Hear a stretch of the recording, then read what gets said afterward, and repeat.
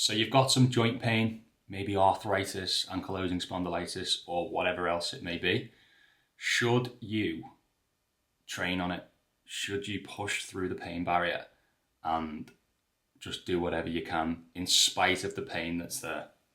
I've had 7 years of practice with this, having ankylosing spondylitis and having to figure out and being desperate to pretty much all the time to train as much as I can, but the pain is there and I'm either fully incapable, so it's not up to me, or it's most of the time kind of in that level and I've got to figure it out for myself. And yeah, a lot of trial and error, and I've worked with quite a few people with Angspond, and my go-to answer there is to just be a bit more cautious. Just a bit over cautious, especially while the joint pain is there. If you're getting lower back, if you're getting SIJ pain, it's a pretty nightmare spot to be able to do some sort of lifting, let's say, or any sort of exercise, because it's the middle of your body. If we're getting below the hips or maybe above the lower back, you can kind of split, do the other side, you can do legs or the upper body, and you should be okay. But with the SIJs and lower back, I wouldn't mess around. I would use your time while you're injured and not able to train to meditate, to breathe, perhaps cold therapy if that doesn't kick it off, and go heavy on diet and learn about what you can do to turn off the inflammation that's causing the joint pain. But the simple answer to the question is I would err on the caution side, so more towards a no. But if maybe trial and error, I wouldn't actively train the joint that's sore. So for me, if I've got quite niggly SIJs on like a low level inflammation day, I wouldn't go in and smash my legs in. If I wanted to, I would train upper body.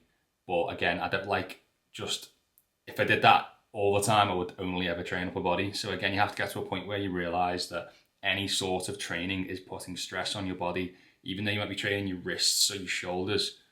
Just by stressing your body, you've got an already inflamed gut, joints are already sore down here, and you start training upper body, you can still add stress to the whole system.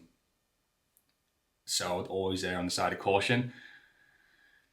Yeah, it's annoying because obviously exercise is brilliant. I don't need to say that. It's amazing for so many things, but you just might not have access to it right now, which is very annoying. I've made many videos on this and alluded to it a lot.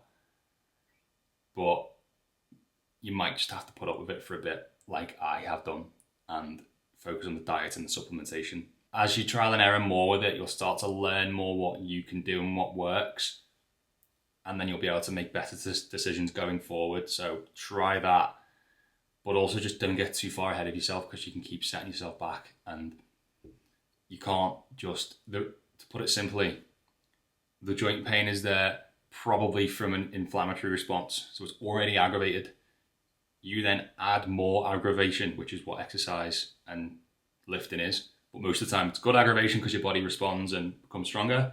But already aggravated, add aggravation, there's more chance that you're going to pass the point and it'll just add more pain rather than be able to recover from it and get better.